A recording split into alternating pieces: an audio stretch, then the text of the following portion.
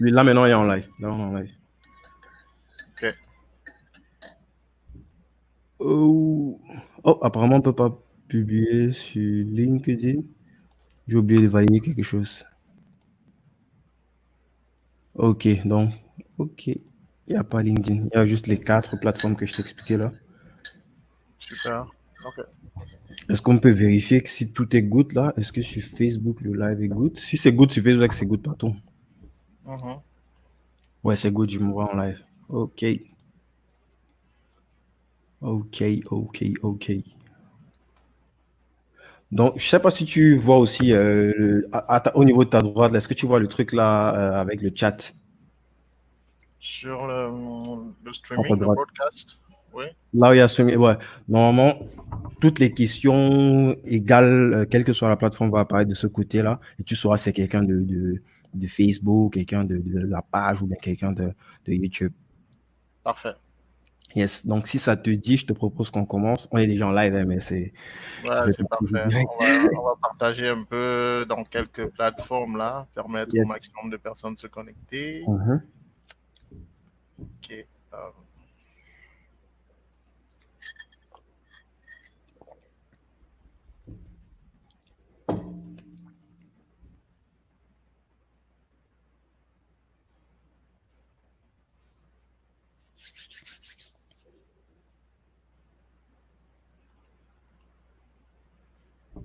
Ouais, sur YouTube, ça fonctionne aussi. Je viens de vérifier là.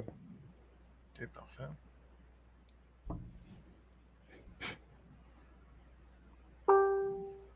Top. Est-ce que les gens, il y a 8 personnes, est-ce que vous nous entendez bien? Peut-être vous pouvez mettre en commentaire si tout est good. Au niveau du son, c'est good. Est-ce que vous pouvez mettre des pouces si, si vous nous entendez?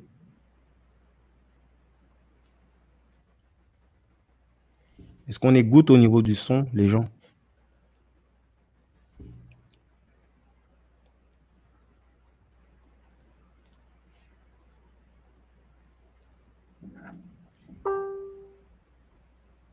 Ok, parfait.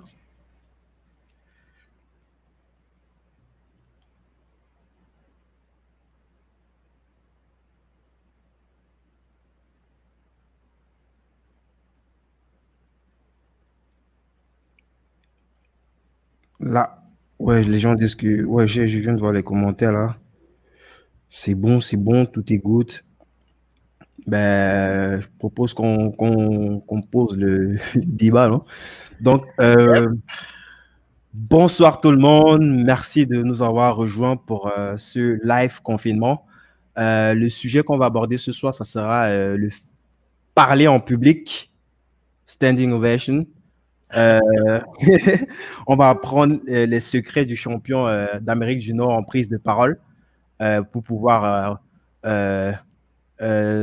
utiliser ce potentiel qui est assez peu connu de la plupart des gens, savoir s'exprimer en public pour vendre, pour négocier, pour vivre. Donc aujourd'hui, je suis avec Brice Kamga que j'ai reçu sur le podcast.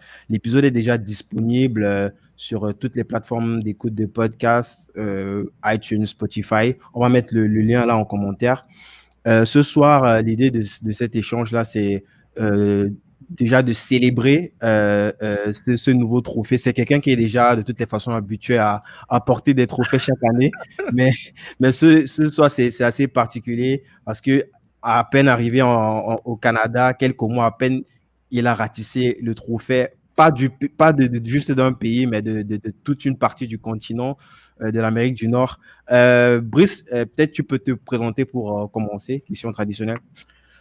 Oui, avec plaisir. Merci beaucoup, Guy Bertol. Alors, je suis Brice Kamgang. Je suis un storyteller passionné de prise de parole en public et j'ai qu'une seule volonté en moi, c'est de toujours donner le meilleur afin de contribuer à laisser ce monde mieux que je ne l'ai trouvé. Donc, pour un petit parcours de qui est-ce que je suis? Je suis un Camerounais qui a grandi avec le contexte qu'on connaît en tant que Camerounais, qui a connu ses défis, ses challenges et qui a toujours voulu vivre de sa passion et à un moment donné a dû quitter le salariat qui payait bien, qui assurait bien la vie de les membres de la famille pour définitivement se lancer dans sa passion qui est la prise de parole en public. Et voilà, avec beaucoup de travail, réussi à se positionner comme étant quelqu'un qui est un expert dans le domaine et qui a envie d'aider les autres à progresser. Je suis également père de famille, je suis l'époux d'une charmante épouse qui me soutient tout le temps, elle me soutient énormément. Ça, c'est... J'adore quand tu parles j'adore quand tu parles de ta femme à chaque fois. c'est presque inévitable, Guy Bertrand. Je peux rien faire. Parce que quand j'évalue ce qu'elle m'apporte, parfois je me dis, Seigneur, est-ce que j'aurais pu être avec une autre et recevoir le même niveau de soutien? Parce que c'est vraiment elle qui me porte. Tu sais, arriver au niveau où on est en train d'arriver, c'est pas évident. Ça nécessite beaucoup de sacrifices. Parfois, mettre des choses qui sont prioritaires, les mettre de façon à ce qu'ils occupent à ce qu'elles occupent une autre place, et c'est pas évident. Tu as une épouse qui te comprend pas, ça va aller dans tous les sens. Oh, elle me comprend, elle me soutient. Dans mon absence, elle est présente. Dans mes faiblesses, elle est forte. Dans mon vide, elle comble. Donc, du coup, je peux pas me passer de reconnaître le rôle qu'elle joue dans ma vie, Doris. Quand je parle de ma vie, de ma passion, ma vie professionnelle surtout, parce que d'un point de vue familial et amoureux, tout est parfait, quasi parfait. Maintenant, c'est au côté professionnel, la capacité à être là, à m'accompagner, c'est extraordinaire. Je suis pas sûr que beaucoup auraient la grâce que j'ai, et pour ça, je lui suis grandement reconnaissant, quoi. C'est pour ça que je la cite toujours. Et puis mes Mm. enfants qui sont là, que je suis parfois obligé de priver des ci ou de ça, de présence, parce que je dois soit répéter, soit travailler, soit former, soit coacher les gens. Donc voilà. Yes. On aurait dû inviter Madame Kamgan ce soir. On organisera un truc avec elle, ouais. Ok. Donc, je pose un petit peu le contexte. Avec Brice, on a enregistré, comme je disais en début d'émission, on a enregistré déjà un épisode pour Débrouillard. C'était, je dirais, un épisode étude de cas, parce que vous allez voir le titre un petit peu là, ça frappe. Les dépenses professionnelles de la rhétorique et d'art oratoire. Ça frappe, c'est vraiment une étude de cas où on va en profondeur, on décortique comme ça là et de façon analytique, sans en enlevant les émotions, en entrant en tout ce qui est le non-verbal, la gestuelle, le choix des mots. Et on va mettre le lien là en commentaire. Et on a pris le temps, je crois qu'on a fait au moins 1h30, voire plus. Oui, je crois qu'on avait fait un peu plus d'1h30. C'était intense. J'en ai beaucoup profité avec beaucoup de plaisir. Je me Mhm. suis révélé, j'ai dit beaucoup de choses à l'intérieur, donc ça nous a pris environ 1h30 d'enregistrement de podcast ce jour-là. Yes, bien sûr, on revient aussi sur ton parcours et même si tu as teasé un petit peu ce parcours-là ici, là, on va dans le détail pour qu'on comprenne en fait d'où est-ce que l'on vient, pour expliquer ce qu'on voit là maintenant, ce champion d'Amérique du Nord, et pour conjecturer aussi ce qui va se passer après, parce qu'il y Tout aura à de fait, gros projets qui vont arriver après. absolument. Euh, Pendant cet échange, justement, on spéculait, enfin, surtout moi, toi, tu étais plutôt confiant par rapport au fait que tu allais remporter ce concours-là. Moi, j'étais en train de spéculer, bien sûr, positivement, pour que tu remportes ce concours-là. Il s'avère que, entre-temps, donc, c'était à distance, non? Tu peux un Oh, ouais, peu, c'est à peut-être que tu peux distance. On contextualiser, va parler de c'est ça, ouais. quoi cette compétition-là? Tu peux un petit peu nous expliquer ce que c'est quoi cette compétition? C'est une compétition de prise de parole en public qui consiste à prononcer un discours inspirant devant des juges qui vont vous juger, qui vont vous apprécier. Et voilà, c'est organisé par la plus grande organisation au monde en matière de leadership et de prise de parole en public surtout, qui est le Toastmasters. Et donc, c'est un parcours qui nécessite, pour arriver au niveau où je suis arrivé, tac, tac, tac, 5 étapes. Et donc, à chaque étape, on élimine et on progresse. Au départ, on a organisé un club, donc le total des clubs c'était environ 400 participants. Et au finish, 400 participants, c'est toi qui arrives au sommet. c'est Incroyable. ça, quoi. C'était 400, un peu plus de 400 même, parce que ils ont eu du mal à me donner les détails de toutes les statistiques, mais on a pensé que c'était normalement autour de un peu plus de 400, parce c'est presque 200 clubs qui compétissaient. Et si on a juste 3 participants par club, tu multiplies 3 fois 200, tu vois qu'on est déjà à 600. Donc, c'est au-dessus de Mhm. 400 C'est un d'ailleurs. truc international, non? Il y avait plusieurs Oui, profils de différents pays. oui, il y a des profils de différents pays. En francophonie, juste, n'est-ce pas? Oui, ça, c'était. Moi, je compétissais en francophonie. Mais il y a Mhm. ceux qui ont fait aussi en anglais. Mhm. Donc, c'est deux. Et toi, le petit Camerounais qui sort de... Vous allez écouter ça dans l'épisode qui sort du village, là où on racontait les Ntonnets, Ntonnets, Les quoi, Tony, Tony. et tu te retrouves là en train de dégager les natifs qui ont grandi avec cette langue-là sur leur propre domaine, entre guillemets, d'expertise. Euh, Tu développes assez bien ce sujet-là, le fait que c'est quelque chose on ne nous expose pas à nous. Quand je parle de nous, je parle de la communauté africaine parce que c'est quelque part aussi un instrument de domination, un instrument de pouvoir, le fait de pouvoir parler, convaincre et de pouvoir même décrypter ce que les autres disent et anticiper même. Et ça, on voit aujourd'hui, ça a une influence sur tout, que ce soit Absolument. en business, dans la finance, même les traders. C'est du décryptage en fait de tous ces éléments-là dont tu expliques pendant l'épisode là qui permettent qu'ils puissent prendre des décisions en fait pour chaque trade qu'ils font. Euh, donc tu disais donc tu as compétit pour la francophonie et Oui, c'est c'est dans l'option le pour les francophones, effectivement. Et voilà, et la précision aussi, tu disais, c'était en ligne finalement. Parce que quand on est arrivé au niveau à l'avant-dernière étape, ce qui correspond par exemple aux demi-finales, si on regarde le football ou un sport, ça peut être considéré comme étant les demi-finales. Mhm. À ce niveau, la pandémie était déjà déclarée. Il y avait la distanciation, le confinement était parti. Mhm. Il fallait On donc. rappelle pour ceux qui vont écouter plus tard, je crois que nous sommes le 2 mai, en Oui, plein confinement dû au Covid-19. Donc, c'est justement la raison pour laquelle on parle de distanciation. Donc, c'était plus possible, en fait, de se voir en personne pour compétir. Et c'est quoi? Est-ce que tu peux un petit peu, vu que tu as fait les deux, c'est quoi le contexte entre compétir comme ça en présentiel et avoir des personnes comme ça à distance qui te regardent à travers un écran et qui doivent juger ta prestation à travers un écran. alors le niveau d'exigence est totalement différent, hein. C'est beaucoup plus facile d'être en présentiel, d'être devant les gens. Beaucoup plus facile. Parce qu'on parle de compétition. On ne parle pas de simple présentation. C'est vraiment, tu vas en compétition contre des personnes qui sont super talentueuses, elles aussi, qui ont leurs atouts, qui ont leurs faiblesses, c'est vrai, et qui, tout au long du parcours, ont réussi à dominer, à occuper la première place et avancer. Donc, c'est quand même, on parle de concours. Et donc, Mhm. lorsque tu le fais en présentiel, on parle de prise de parole en public et donc d'art oratoire, la communication d'émotions, etc. Tous ces éléments-là sont faciles à transmettre lorsqu'on est en live, lorsqu'on est en présentiel, en direct, je voulais dire. Quand on est en présentiel, c'est beaucoup plus facile de créer une connexion émotionnelle.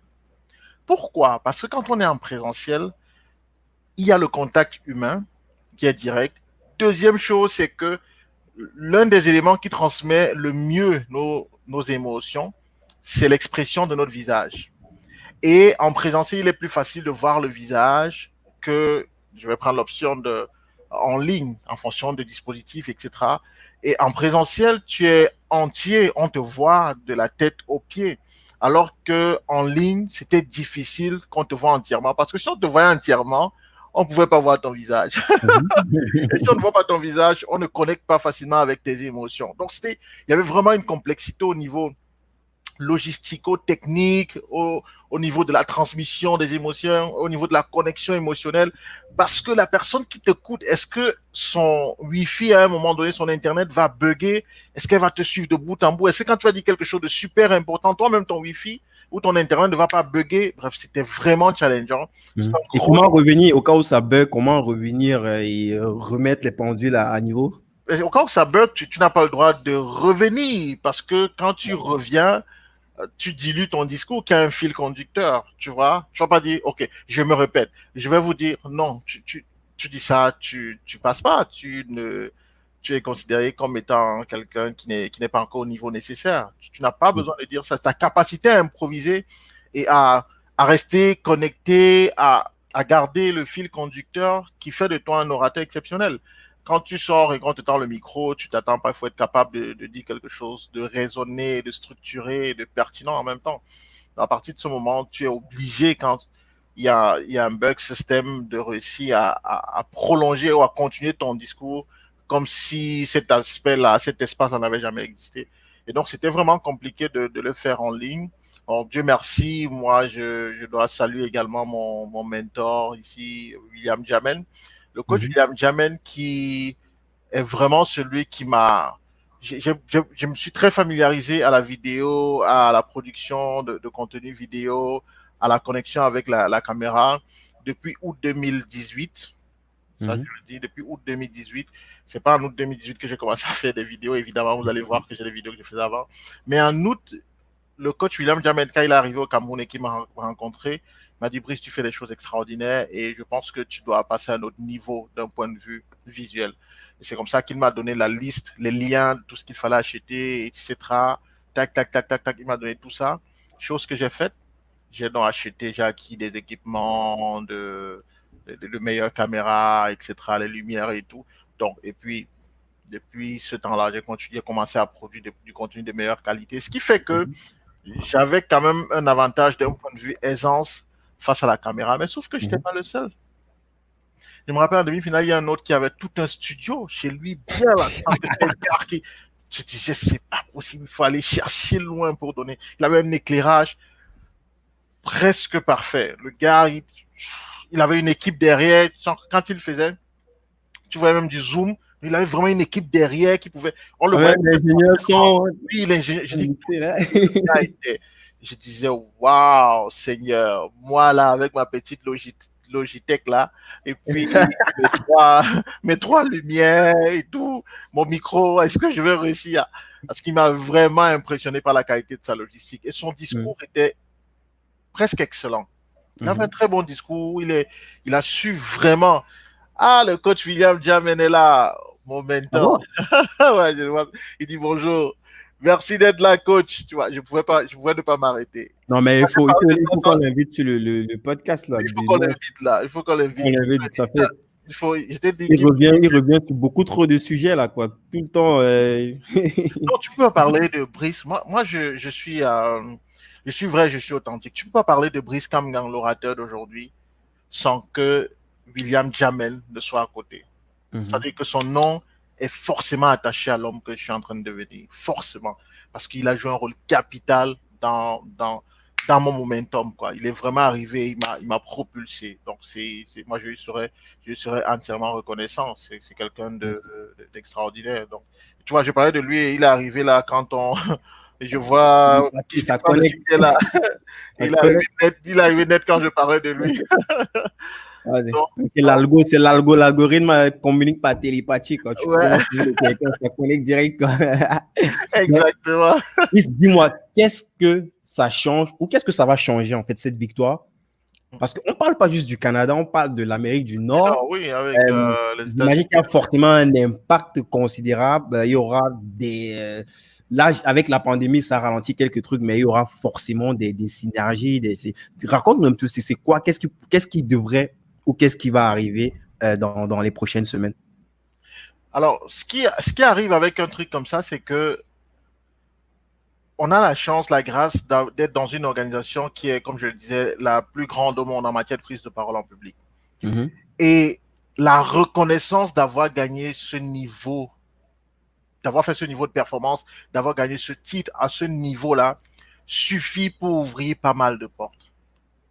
Pas mal de portes. D'ailleurs, quand tu compétis, on te dit, OK, tu aimerais que ton certificat ou ton attestation, si tu as la première place, tu gagnes la première place, tu aimerais que ton attestation soit envoyée à qui? Tu peux donner le nom d'une presse, d'une télé, d'une compagnie, d'une organisation, d'une personne, parce que juste leur cacher leur message là Ça suffit à dire suffit, que ça ce suffit. gars, Faut le laisser passer.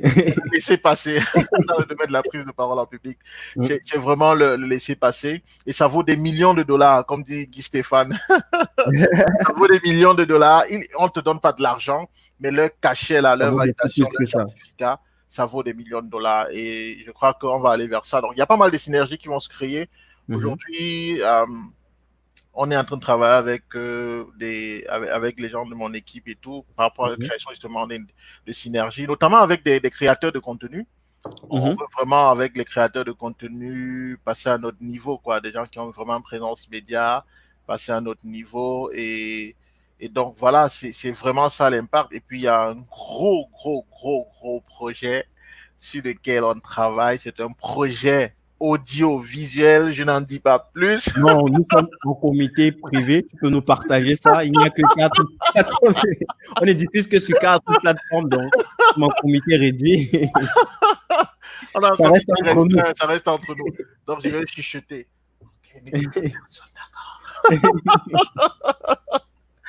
Non, le moment venu, vous en saurez davantage. Mais c'est vraiment quelque chose qui va révolutionner la sphère divertissement et éducation combinée.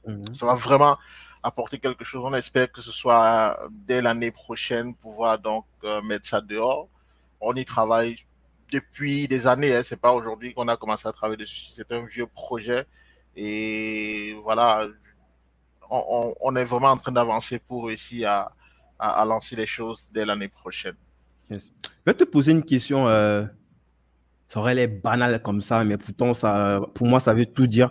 Comment faire pour devenir champion d'Amérique du Nord? C'est quoi? Parce que tu vas pas nous faire ça à l'envers. Tu t'as pas débarqué comme ça au Canada et puis tu avais tous les tips et tout. C'est quelque chose forcément qui se prépare depuis des années et des années. Et on n'a même pas parlé, c'est vrai, on en parle pendant l'interview, on n'a pas parlé de toutes les compétitions qui avaient déjà été gagnées par le passé, soit au Cameroun, soit, je sais pas si c'était en Côte d'Ivoire, Bénin, à Dubaï aussi, je sais que tu avais eu une conférence.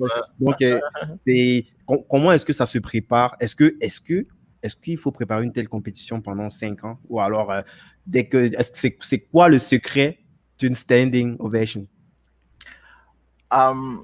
Ça se prépare longtemps à l'avance. J'écoutais encore un YouTuber qui faisait le résumé du livre du coach particulier. C'est Ronnie Brown, le coach particulier de Michael Jordan, qui a fait de Michael Jordan ce que Michael Jordan est devenu, et puis de Kobe Bryant également. Et le titre du livre, c'est Deep Work. Deep Work. Deep Work. C'est Cal Newport. C'est Cal Newport, l'auteur, je crois. Cal Newport, Deep Work. Et où il explique justement qu'il faut travailler en profondeur et qu'on passe toute la vie à travailler. Il faut être quelqu'un, un hustler, il faut quelqu'un qui est déterminé à gagner, à toujours avancer, à avoir la soif. Il appelle les nettoyeurs. Donc, je crois que je me suis tellement retrouvé dans le descriptif de ce livre comme étant un nettoyeur, c'est-à-dire quelqu'un qui est passionné par ce qu'il fait, qui se prépare chaque jour. Pas un seul jour ne passe, Guy Berthold, pas un seul jour ne passe. Mon épouse est là, sans que je ne fasse l'art oratoire, sans que je n'écoute un orateur, quelqu'un qui a dit quelque chose d'une certaine manière et que j'essaie de comprendre ce qu'il a fait derrière, sans que moi aussi je n'élève ma voix pour pratiquer, sans que je n'apprends à rédiger, sans que je ne lise un truc sur la neuroscience pour comprendre le fonctionnement neurologique, le cœur et les émotions. Bref, pas un seul jour ne passe sans que je ne travaille sur la prise de parole. Ici, un petit souci, désolé, je vais te couper. On a plus de 40 personnes là dans le live, mais à peine 11 likes. Je comprends pas, c'est pas... Oui, on peut mettre stop d'abord, on demande de partager, de mettre des likes. Est-ce que peut-être que ce qu'on dit n'est pas intéressant, mais si c'est pas intéressant, c'est... On vous fait chier, vous nous dites. On arrête parce qu'on le fait pour vous en fait. Guy Berthold et moi, on aurait pu se voir et parler, on se parle tous les jours. Donc on le fait pour vous. Si c'est intéressant, vous mettez dans des likes. C'est bien Guy Berthold. Moi, je suis sur le podcast, donc je vois pas ce qui se passe sur les réseaux sociaux, sur les autres plateformes. Mais c'est bon de nous arrêter. Donc on va laisser que les gens mettent des cœurs et qu'ils partagent quelques secondes. Ok. Je vois pas assez de commentaires aussi, ou c'est moi qui... Je vois pas assez de commentaires, je vois beaucoup de... Rappelons aussi qu'on va prendre des questions Mais auxquelles je vais on va prendre les questions, on répondre. va faire des On va sessions comme des ça de sessions. questions pour éviter de t'interrompre tout le temps. Ça Parfait. monte tout doucement, nous sommes à 14 déjà. C'est pas mal, on peut aller jusqu'à 20 likes. À 20 likes, là, on pourra continuer. D'accord. Le chantage, là, c'est le chantage. Non, non, c'est pas le chantage, c'est le prix à payer. Et c'est normal. Il y a toujours un prix à payer à toute chose. Et le prix à payer ici, c'est vos likes. C'est des partages. Dans des groupes, si vous cliquez sur partager, vous allez sur un groupe, vous allez sur groupe, vous cliquez tac, tac, tac, tac, tac, c'est dans les groupes automatiquement. Et Mais le c'est gars, pas là, le prix à le gars, payer. le gars, le doigté du partage. C'est simplement ça le prix à payer. D'accord, la famille? Parce que si on dit des choses intéressantes, il faut quand même que vous sachiez aider les autres également à bénéficier de ce qu'on est en train de dire. Parce que ce que je suis en train de dire là, ça va aider d'autres personnes, ça vous aide et ça aide d'autres personnes si vous partagez. Effectivement, en fait, ça permet de monter dans les rankings, d'être mieux Voilà. référencé, d'aller toucher d'autres personnes pour partager ce message-là. C'est pas juste c'est pas juste l'envie du like pour le like, quoi. C'est pour partager un message qu'on pense pertinent qui peut aider. On a discuté longuement pendant notre interview, si tu te souviens, Brice, de l'importance en fait de cette compétence-là, de savoir s'exprimer, de savoir véhiculer des idées, de savoir euh, il y a deux métiers, hein. Il y a aussi tu as une façon de formuler ça. Comment tu dis ça? Savoir. Comment tu formules ça? Non, dis-moi combien de likes on est déjà avant que, et de Là, partages on avant est à que... 20, on est à 20, on a au moins atteint le palier. Ok. Donc, Tu avais traumatisé la dame là. Hein. Il est oui, bien en vu, fait, merci, monsieur. et ça, c'est dans le podcast. Je ne sais pas si tu as perdu le podcast. Les gens pourront aller regarder après, écouter le Mhm. podcast. Oh, ils vont écouter. Je viens de mettre le lien du truc là. Je vais même mettre pour différentes plateformes comme ça, ils pourront aller regarder. Pour ceux qui écoutent sur Spotify, pour ceux qui écoutent sur Encore, Ok, sur Google Podcast. Donc, il y aura tout parfait. là. Donc, ce à quoi il fait allusion, Guy Berthold, c'est que je lui avais dit quand je suis arrivé ici à Montréal, pour ceux qui savent, quand on émigre, il y a toujours les centres d'accueil, les centres communautaires d'accueil pour vous aider à faciliter votre insertion socio-professionnelle dans votre nouveau territoire d'accueil. Et donc, c'est ce que j'ai fait. Je suis allé voir une dame qui m'accompagnait et tout, et qui me parlait. Et sauf que je lui ai fait comprendre que j'étais pas à la recherche d'un travail. Si je veux bosser, ça me prend une seconde. Je sors là, la première personne qui me regarde et qui écoute ma voix va me recruter. Donc, je lui ai dit que c'était pas ça. Surtout qu'il y avait vraiment un boom, peut-être avec la crise, ça va baisser, mais il y avait vraiment un boom Mhm. de demande d'emploi et tout. Donc, c'est Mhm. un boom d'offres. J'ai parlé de demande, mais d'offres d'emploi. Vraiment à Mhm. Ouais, pléthorique. au Canada, hein, c'est assez Oui, particulier quand même. On ne le dit ouais. pas souvent assez. C'est Au Canada, au une Québec, surtout. aubaine. Exactement. Donc, je lui ai dit non, ça, moi, ça ne m'intéresse pas. Et que moi, j'avais justement l'intention d'apporter des solutions, même aux personnes qui viennent justement dans les centres d'accompagnement et qui veulent justement intégrer la société. L'une des choses qu'on doit pouvoir leur vendre, c'est pas seulement le savoir-faire, parce qu'en entreprise, on dit qu'il faut avoir un savoir-faire, ce qui est Mhm. important. Savoir-faire, c'est ta compétence, qu'est-ce que tu maîtrises, qu'est-ce que tu peux donner à l'entreprise. La deuxième chose qu'on va souvent demander, c'est le savoir-être. Est-ce que tu es poli? Est-ce que tu gères bien tes émotions? Est-ce que tu interagis bien avec les gens? Ça, c'est ça. Et je lui ai dit, madame, il y a une troisième chose qui, de mon point de vue, est la plus importante, sans laquelle on ne peut passer de ce niveau à un autre. Et à partir de ce moment, il est important définitivement que les gens acquièrent la troisième chose, le troisième élément qui va vous permettre justement de passer à un autre niveau. Et elle m'a dit, qu'est-ce que c'est? J'ai dit le savoir, faire, savoir. Elle C'est- J'ai écouté ça une première fois, mais à chaque fois, c'est le même effet, j'ai l'impression. Ouais, c'est nouveau, c'est un concept que les gens ne comprennent pas forcément Il parce fait que le même effet à chaque fois. ouais, Pourtant, peut-être je vais j'ai vulgariser entendu. ça, je vais vraiment contribuer avec. C'est le savoir-faire savoir, chers internautes. Parce que ton savoir-faire est intéressant parce qu'il va te permettre de faire un, 2, 3 et d'avoir le résultat. Ton savoir-être est important parce qu'il va te permettre de faire un, 2, 3 et de mieux interagir avec les gens et de créer ton réseau. Mais ton savoir-faire savoir est ce qui va te permettre de faire un, 2, toi et de passer à un autre niveau. Parce que ce que tu sais faire, tu sauras le faire savoir. Ce que tu sais être, tu sauras le faire savoir. Et à la fin de la journée, c'est ce savoir-faire savoir qui fera de toi un employé exceptionnel ou bien un boss ou un chef d'entreprise, un entrepreneur exceptionnel. C'est le savoir-faire savoir. C'est le même effet à chaque Là, fois. elle est, la dame est restée. J'ai senti qu'elle avait reçu un coup de massue, quoi. Il a fallu Il qu'elle vient digère d'où? un peu. C'est qui ce mec-là? Qui ce gars? Elle regarde encore mon CV et elle allait Google mon nom. Elle allait Google mon nom et elle a donc vu des choses sorties. Pap, pap, pap, pap, pap, pap. Et là, elle me dit, waouh, Monsieur Brice Kamgan, mais vous avez un gros parcours, vous avez un gros background. Je vois ici sur Google que vous avez fait plein de choses, je vois plein de vos vidéos, etc. Et j'ai dit oui, voilà, on a aussi fait quelque chose et on continue de le faire, on continue d'avancer, on continue de progresser. Et elle était vraiment, vraiment contente. J'ai gardé de très bonnes relations avec elle. D'ailleurs, je dois vous dire, je vais vous faire une confidence. Cette dame, c'est elle. Elle s'appelle Cynthia. Je n'aurais pas peut-être son nom de famille, mais son prénom, Mhm. c'est Cynthia. C'est elle qui m'a mis en contact avec une personne ressource ici, qui s'appelle Doudou So. C'est un autre mentor pour moi parce que vraiment, il me montre le chemin ici. Mhm. Doudou So. Et Doudou So, qui est un Sénégalais, un aîné sénégalais, un grand frère. Doudou So m'a mis en contact avec une autre personne stratégique, une personne hyper importante qui s'appelle Jean-François Bégin du Centre Africa. Jean-François Bégin du Centre Africa m'a mis donc en contact avec le directeur du Centre Africa. Jean-François devait arrêter. Et Jean-François est la première personne que j'ai interviewée dans le cadre de mon podcast Prends le large. Si vous regardez le premier épisode, épisode 1, vous allez voir que c'est Jean-François.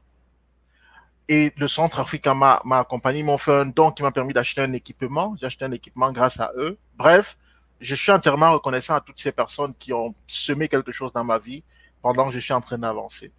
Pour vous dire que cette femme, je lui avais tellement fait une bonne impression qu'elle a osé me référer à quelqu'un qui s'appelle Doudou So.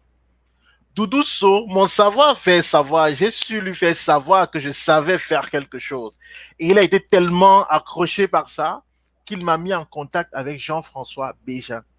Jean-François Bégin, à qui j'ai fait savoir que je savais faire, je lui ai fait savoir, le savoir-faire savoir. Donc, je lui ai fait savoir ce que je savais faire.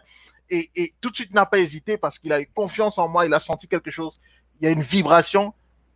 Il m'a mis en contact avec le directeur du centre qui finalement m'a offert un très bon paquet qui m'a permis d'acquérir un excellent équipement qui me permet de travailler aujourd'hui parce qu'ils m'ont fait un don qui m'a permis d'acquérir cet équipement-là parce qu'ils ont vu que j'avais quelque chose. Et c'est ça.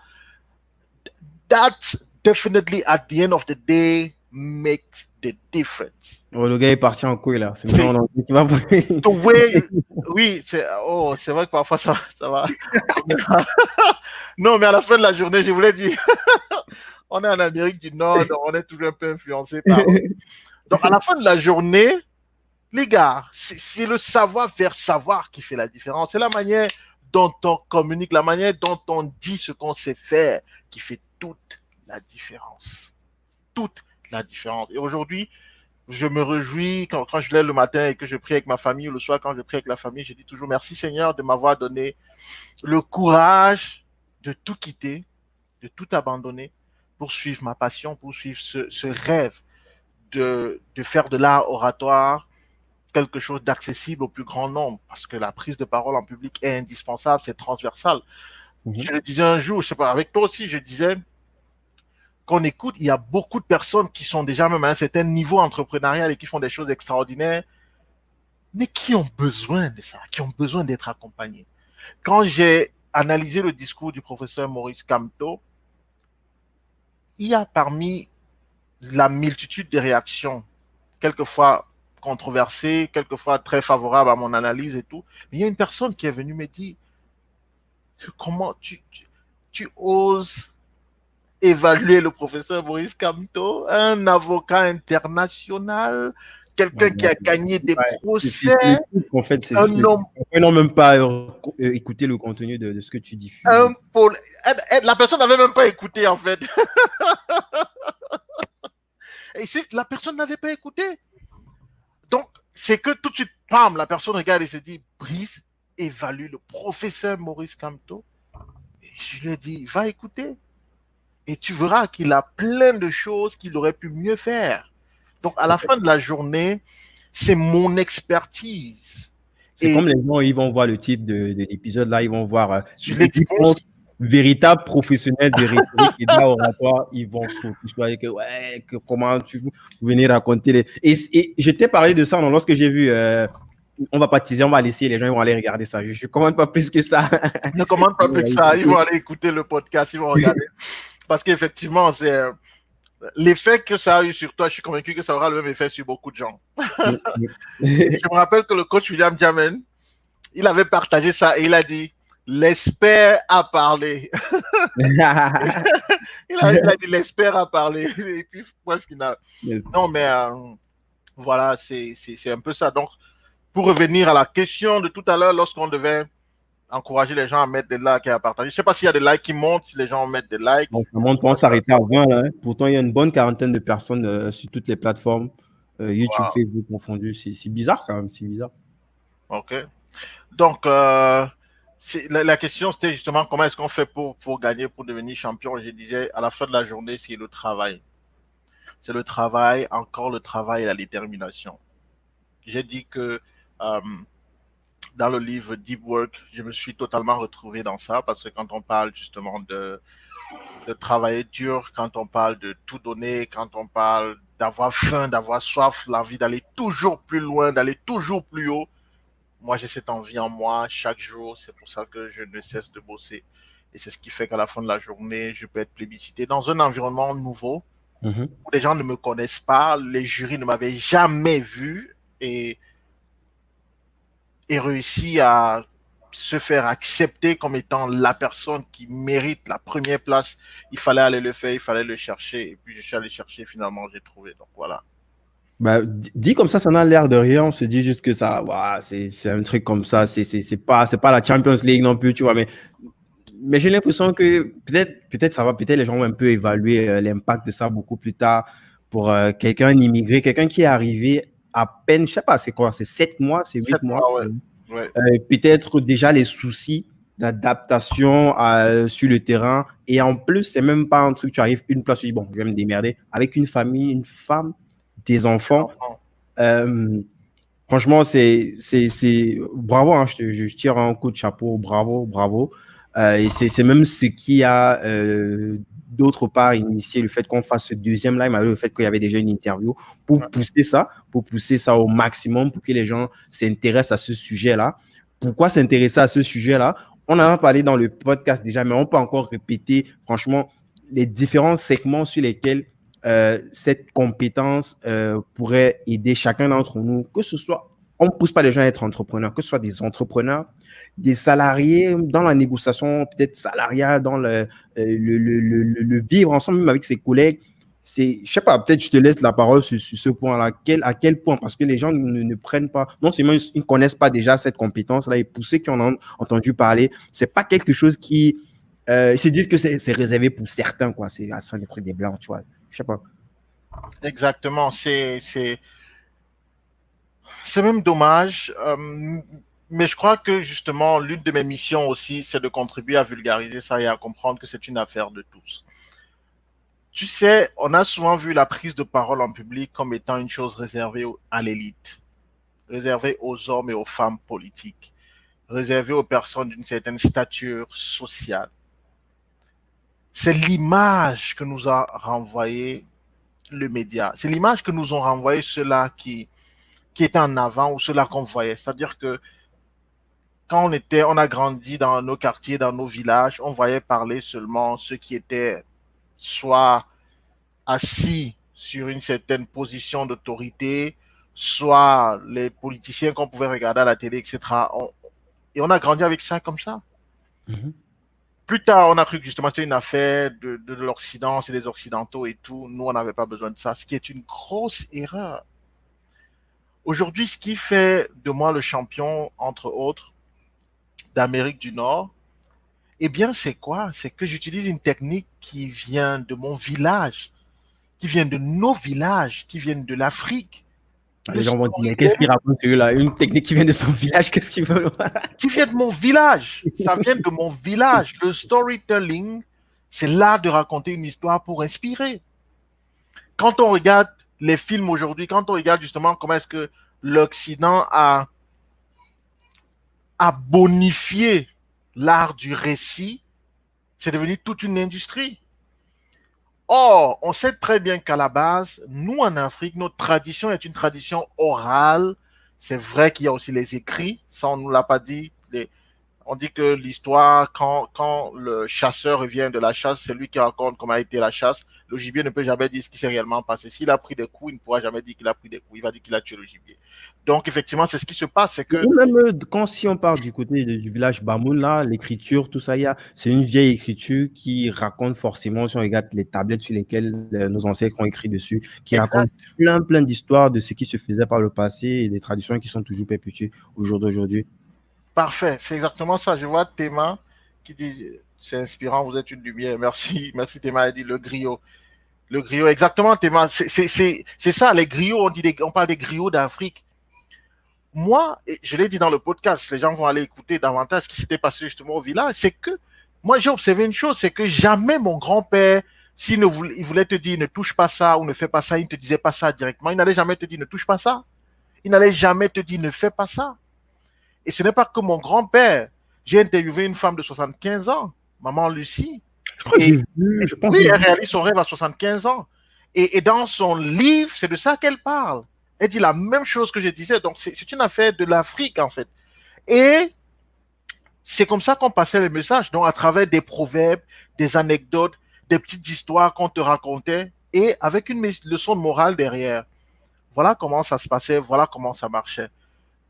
Nous, aujourd'hui, on a l'impression que c'est l'affaire des autres. Non, plus que jamais. C'est peut-être pourquoi, pour moi, ça c'est. Et je ne demande pas l'avis de quelqu'un, c'est mon point de vue, j'ai la suite. Engage-toi. Moi, je pense toujours que les meilleurs orateurs que le monde n'ait jamais connus sont noirs. C'est ce que je pense.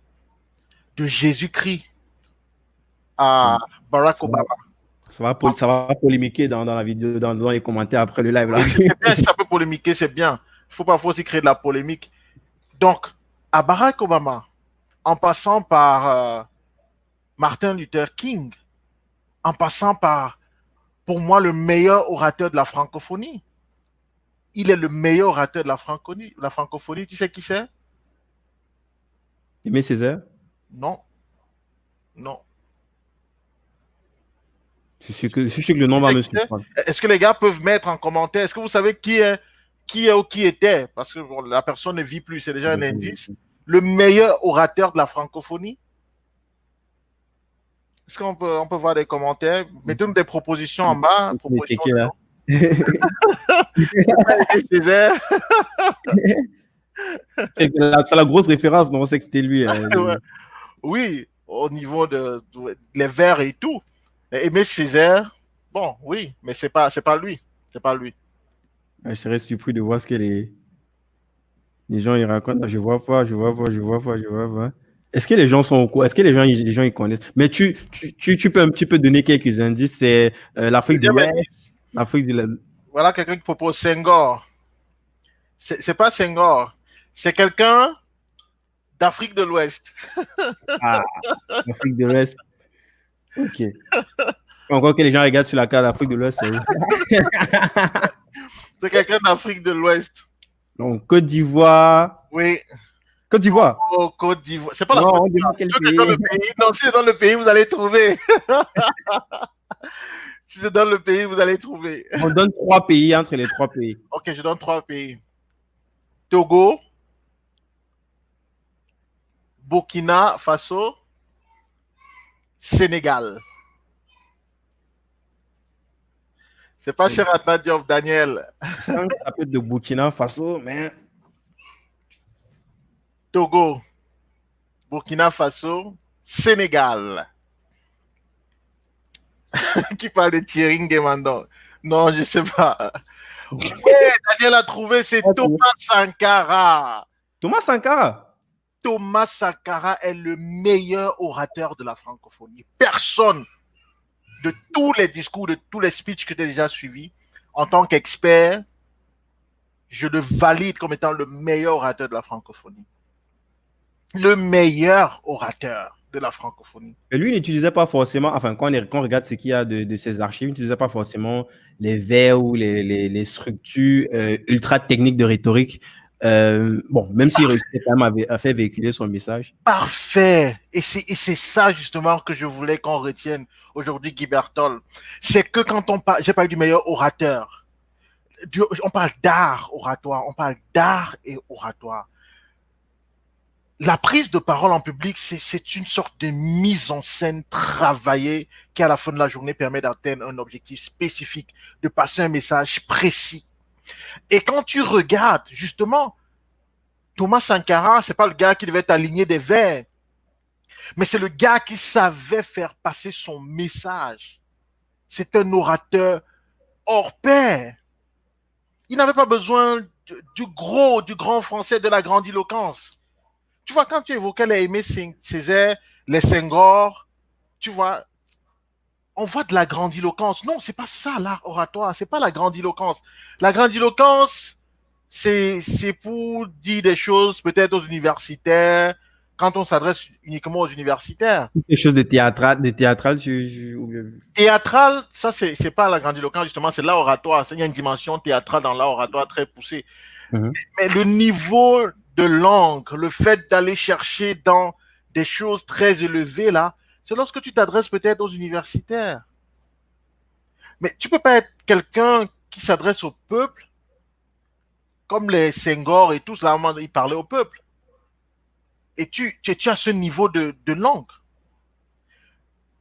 Je vais vous dire ce qui fait de... J'ai d'ailleurs des vidéos que je prépare pour Thomas Sankara. Je vais faire les 5 secrets oratoires de Thomas Sankara. Je vais vous en donner juste 2 aujourd'hui pour que vous puissiez regarder les autres vidéos qui vont arriver. 5. Je ne sais pas si tout le monde est abonné à ma page. Est-ce qu'on a mis ma page?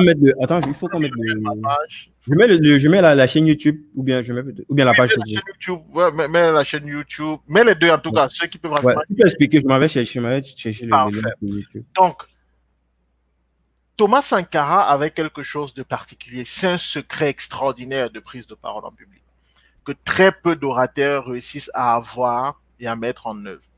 Il avait une seule limite. Et je vous parlerai donc de 2 secrets. Non, je vais donner un seul secret, parce que j'ai dit il y a 5 secrets. Je vais donner un seul. Et ensuite, je vais donner une limite forte qu'il avait, ce qui, pour moi, était l'un de ses plus grands handicaps oratoires. C'était vraiment ça. Et c'est ce qui fait la différence entre lui et quelqu'un comme Barack Obama. Je vais vous expliquer pourquoi. Thomas Sankara, je vous donne l'un de ses secrets les plus puissants. C'était l'humour. Bon, il y a la chaîne YouTube. Il savait faire passer le message avec un sens de l'humour démesuré. Et c'est ça qui était l'un de ses secrets. Et dans ma vidéo, je vais décortiquer, vous allez comprendre l'impact. Pourquoi est-ce que quand il disait ceci, après il enchaînait avec de l'humour, après il replaçait une autre punchline, c'était fait à dessein. Le gars savait que pour qu'un gros morceau soit avalé, il faut qu'au préalable, qu'on mette un lubrifiant, qu'on mette de l'eau pour lubrifier la voie d'absorption. Après, quand le gros morceau est avalé, le cou est relativement sec, il faut mettre encore de l'eau pour lubrifier une fois de plus. La technique de sandwich humoristique, Thomas Sankara l'avait. Il était le maître dans le domaine. Le maître. C'est l'un de ses secrets. Il en a 5. 5, et je vais rentrer en détail dans les vidéos que je vais publier. Donc, abonnez-vous à ma page. Si c'est sur YouTube. Là, je viens de mettre le lien de la page Facebook, le lien de YouTube aussi. Parfait. Le même nom. Enfin, j'ai mis ta page officielle, j'ai pas mis ton profil perso. Oui, la page officielle. Oh, super. Okay. Donc, Thomas Sankara il savait placer l'humour stratégique exactement où il faut placer pour que le message passe sans douleur. Il savait atténuer ses punchlines. Il était très puissant dans ça. Donc ça, c'est l'un de ses secrets. Thomas Sankara, c'est le meilleur orateur de la francophonie. Il n'y en a pas 2. Il n'y en a pas. J'ai écouté Senghor, Jack Anda Diop, tout ce que vous avez cité là. On les a écoutés tous, on voit leurs vidéos. Autant qu'on voit pour Sankara. Sankara est mort quand j'avais quoi, peut-être 2 ans ou 1 an. Donc, il est le meilleur orateur de la francophonie. Je dis et j'ai pas dit d'Afrique, j'ai dit la francophonie. Donc, même les couleurs là, les couleurs, même la couleur de peau et tout ça, il est le meilleur. Thomas Sankara, il n'y a pas meilleur que lui. On précise bien que c'est pas pour dire que les autres sont mauvais, c'est bien contextualisé. Il y a un objectif à atteindre et par rapport à l'objectif à atteindre, il est le meilleur dans ce schéma-là, quoi. Parce que les autres, même s'ils peuvent avoir un discours qui est bien packagé, en termes d'objectifs, c'est pas sûr que ça pourrait forcément avoir le même impact. La façon dont tu t'adresses aux universitaires, c'est pas la même façon que tu t'adresses aux particuliers, les gens qui n'ont pas forcément fait de grandes écoles. Et moi, c'est quelque chose que j'apprécie beaucoup, en fait, sur cet art-là. Nous, on utilise ça beaucoup aussi dans nos business, dans notre activité. Cette faculté à faire visualiser, donc de dire des choses qui font visualiser dans la personne. Avec les mots que tu dis, il a un schéma, il a une vision de ce que tu lui dis. Et il arrive à se mettre dans le contexte que tu... En fait, il arrive à faire exactement le parcours que tu as dessiné au préalable pour lui, juste avec le choix de ces mots, l'agencement de ces mots, le contexte, la gestuelle, le non-verbal dont tu as l'habitude de parler dans la plupart de tes vidéos et de tes podcasts. Absolument. Absolument, c'est clair. Et c'est ce qui fera toute la différence. Donc, pour revenir à Thomas Sankara, oui, c'est en ça qu'il est, pour moi, et je dis ça n'engage que moi, je parle du haut de mon expertise et de ce que j'ai vu, de mes analyses.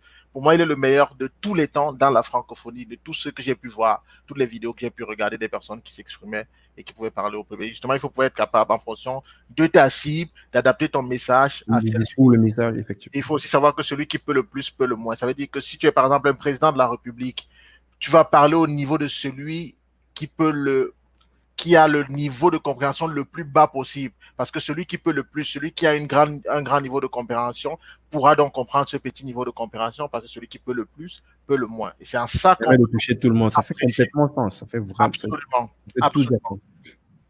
Absolument. Donc, c'est en cela donc, que Thomas Sankara était exceptionnel comme orateur. Exceptionnel. Dis ce gars, j'ai réécouté une dizaine de ses discours. J'ai aussi mis des audios. Il y a certains qui n'ont pas de vidéo. J'ai mis des audios. J'écoute. Ce gars est un magicien. Par contre, ce qui lui manquait, et c'est ce que a Barack Obama, Barack Obama est le maître dans le domaine. Je me permets de te couper. Voilà un truc qui me dérange souvent sur toi. C'est le fait que tu mentionnes ce qui manque. Tu vois, je sais que tu es dans ta posture d'expert, mais moi, ça me dérange souvent parce que j'ai l'impression que moi, je pense qu'il y a certaines personnes, tu vois, qui savent qu'ils pourraient potentiellement faire un truc en plus, peut-être pour toucher plus, mais c'est plus peut-être un choix, tu vois, un positionnement fait délibérément par rapport, je sais pas, peut-être à une philosophie ou bien tu vois, moi, ça me dérange, ça, c'est personnel, hein, et tu as ta liberté de dire que je m'en fous de ton truc. Moi, ça me dérange, moi, j'aime qu'on respecte aussi le fait que les gens, ils ont des position et les gens sont libres de se positionner, de trancher, de ne pas plaire parce que c'est obligé en fait. Quand il y a une partie où tu vas pas plaire et puis c'est pas possible de plaire en même temps ou bien de toucher comme ça 4, 5, 10 segments en même temps, tu vois. Il y a certains qui font ça, ils n'ont pas conscience, mais d'autres, c'est vraiment délibéré. Il sait qu'il va se faire des ennemis, mais il prend position et c'est son positionnement. Et moi, je fais ça beaucoup, tu vois. Même dans ces épisodes de podcast que je distribue, il y a plein de feedbacks que je recueille, tu vois. J'écoute certains de ces feedbacks, mais d'autres feedbacks, j'écoute. Je sais qu'en appliquant ce que ces personnes me disent, ça peut être un game changer, mais moi, par rapport à ma philosophie, moi, par rapport à ce que je veux faire, par rapport à mes objectifs, tu vois, par exemple, le fait qu'on ait des discussions qui durent 1h30, 2h, c'est on dit non, c'est trop long, on fait 30 minutes. Non, moi, j'ai besoin d'entrer en profondeur dans les sujets, de discuter, de prendre mon temps. Ça va faire sauter, il y aura une partie des auditeurs qui vont sauter, certes, mais moi, c'est mon choix, c'est mon positionnement, même si je sais que le contraire peut ramener plus de personnes, tu vois. Donc, c'est juste une petite parenthèse qui est personnelle, on s'en fout, on sait pas, mais c'est personnel. On s'en fout pas, parce qu'on est dans une démarche, on va dire quoi, d'éducation. On est dans une démarche pédagogique. Comme tu le sais, je suis coach et je suis formateur. Donc, l'approche pédagogique, moi, ça m'intéresse énormément pour pouvoir faire passer le message à la fin de la journée. Donc, on ne botte pas en touche ce que tu as dit. C'est très, très important. Et ça permet justement que je clarifie ma pensée pour qu'il n'y ait pas justement, Ambiguïté. Ouais. d'ambiguïté. Donc, l'idée, quand je monte la limite, je dis, voici ce qui lui a manqué pour passer à un autre niveau. Je me positionne justement, comme tu as dit, comme l'expert qui pense que le puzzle, pour être complet, doit avoir l'ensemble des pièces. D'accord? De ce point de vue-là, s'il y a un élément qui manque, je dirais en tant que celui qui a la map complète devant lui, ah, quand je regarde la reproduction, il y a une pièce qui manque dans ce puzzle. Et c'est pas idéologique en ce qui concerne, par exemple, je voulais dire Sankara, c'est pas idéologique. En ce qui concerne Sankara, c'est plutôt au niveau de l'art, de cet outil. C'est par exemple comme pour dire, OK, on dit que pour avancer, il faut mettre un pas, ensuite un autre. Si tu mets le même pas vers l'avant, tu vas juste sautiller. Si moi je suis expert en marche, je vais te dire, gars, pour avancer mieux, tu ferais mieux de mettre un pas et ensuite un autre plutôt que de mettre le même pas et juste sautiller. À la fin de la journée, c'est une suggestion que je fais et qui peut te permettre, si tu veux, comme tu le disais, les gens te font des suggestions dans le cadre de ton podcast par rapport à la longueur, etc. Toi, tu sais où tu vas et tu sais ce qui t'intéresse. Tu peux choisir de rester sur ton format. La personne peut choisir de rester sur le même pied, la même jambe et sautiller plutôt que de mettre l'autre jambe en avant et avancer. Mais comme dans une démarche ici pédagogique, d'éducation, de transmission de la connaissance, de transmission de certains outils et techniques qui peuvent aider les gens, c'est toujours bien de couvrir la chose de façon à 360 degrés. De façon à ce qu'à la fin de la journée, que chacun choisisse ce qui l'intéresse et rejette ce qui ne l'intéresse pas. Tu vois, parce que tu ne sais pas qui va prendre quoi. Donc, pour revenir au cas de Thomas Sankara, je voulais donc dire qu'en matière de prise de parole en public, l'une des choses qu'il ne faisait pas très souvent, c'était les silences stratégiques. Parce que pour que ton message C'est soit... quelque chose que tu as parlé aussi dans l'interview. Tu as bien creusé ça. Oui, justement, ils vont voir ça dans l'interview. J'ai vraiment creusé ça dans l'interview pour expliquer l'impact, les détails de le rôle que joue le silence au niveau de, de tout ce qui est neurosciences, notre cerveau. Comment est-ce que si je décide à un moment donné de dire quelque chose, est-ce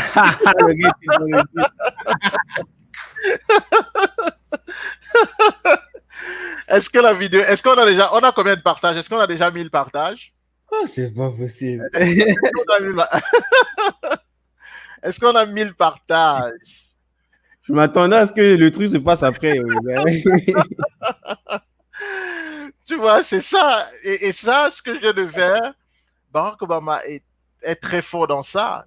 Il est très, très fort dans ça. Et ça lui donne une certaine avance d'un point de vue oratoire.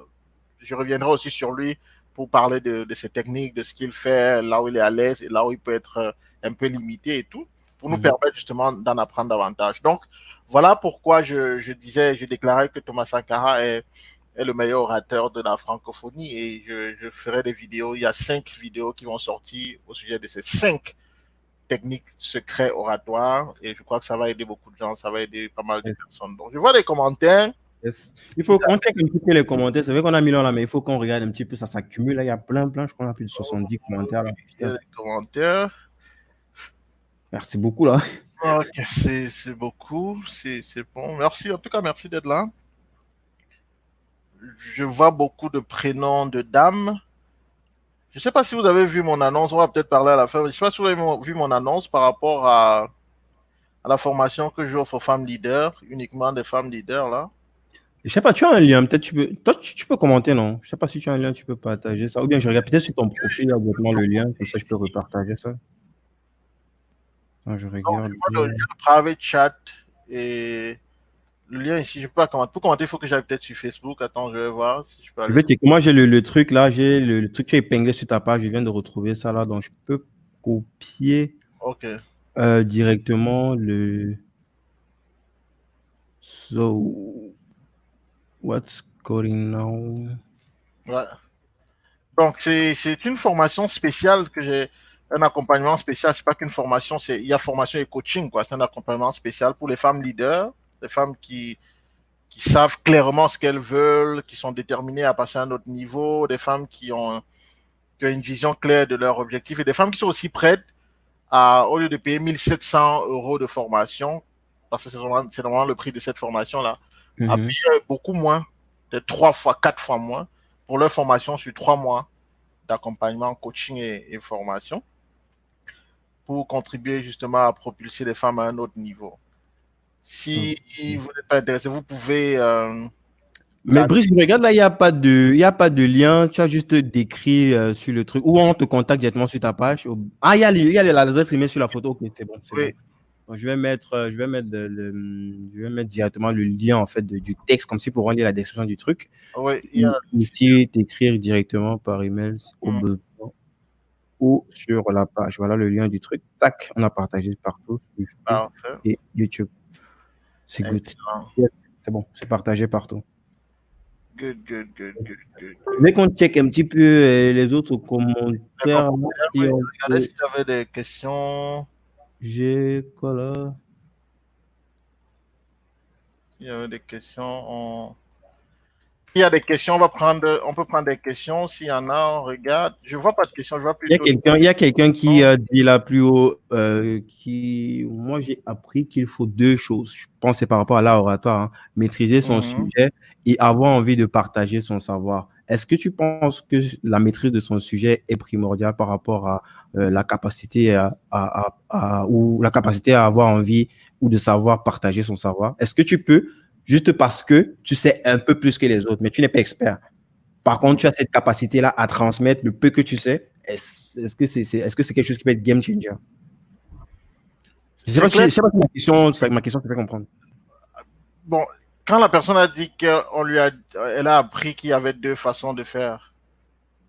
Elle a dit qu'il y avait deux façons de faire maîtriser son sujet. Maîtriser son sujet et avoir envie de partager son savoir. Oui. Non, mais ça peut pas, non, ça peut pas suffire.